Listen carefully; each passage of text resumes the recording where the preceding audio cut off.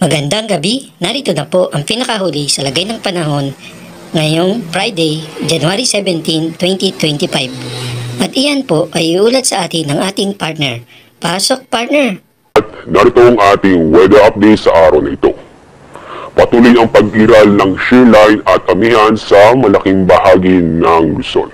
Kasalukuyan ang shear line na apektuhan ang silangang bahagi ng Southern Luzon, samantala ang amihan o northeast monsoon ay naapektuhan ang nalabing bahagi ng Luzon. Kasalukuyan, wala tayong binabantayan o namomonitor na low pressure area o bagyo sa loob at sa labas ng ating Philippine Area of Responsibility. Inyong papansin, may mga kaulapan sa South o Timog ng Mindanao. Ito'y ITC at di naman itong inaasang aabot sa ating kaulapan. Sa susunod na 2 hanggang 3 araw o sa susunod 2 araw, patuloy ang pag-iral ng amihan at shear line sa malaking bahagi ng Luzon. Pero pagdating ng linggo o Sunday next week, inaasahan ng hihina ang dalawang weather system nito. At easterlies ang inaasahang maapektuhan ang malaking bahagi ng ating bansa, lalong-lalo na sa silangang bahagi nito.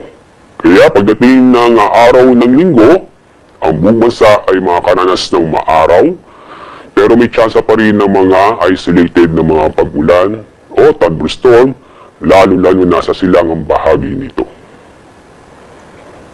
At sa ating magiging lagay na panahon bukas, ang amihan ay magdadala ng maulap na kalangitan na may mga isolated na mahinang pag-ulan sa Cagayan Valley at sa mga lalawigan ng Kalinga, Apayao, Mountain Province, Ifugao at Aurora.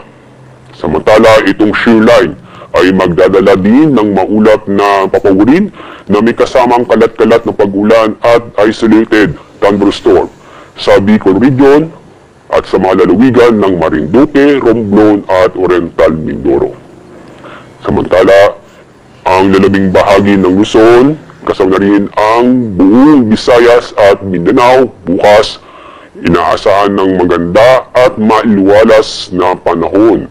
Katulad ngayon na medyo mainit na panahon kumpara nitong mga nakaraang araw.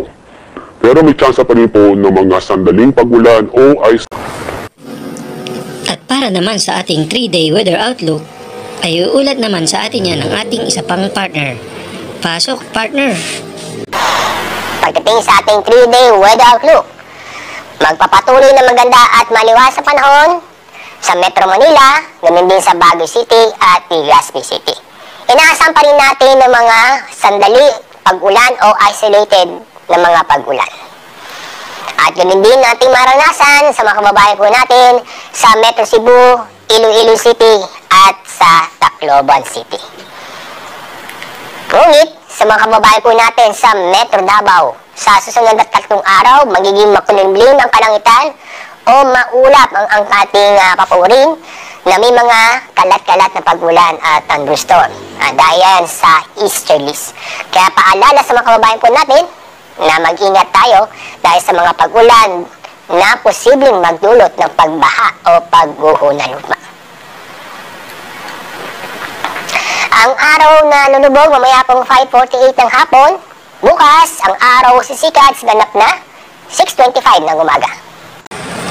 Hanggang dito na lamang po at naway nakatulong kami kahit sa maliit na bahagi ng aming kaalaman. Bye-bye and see you on my next weather update.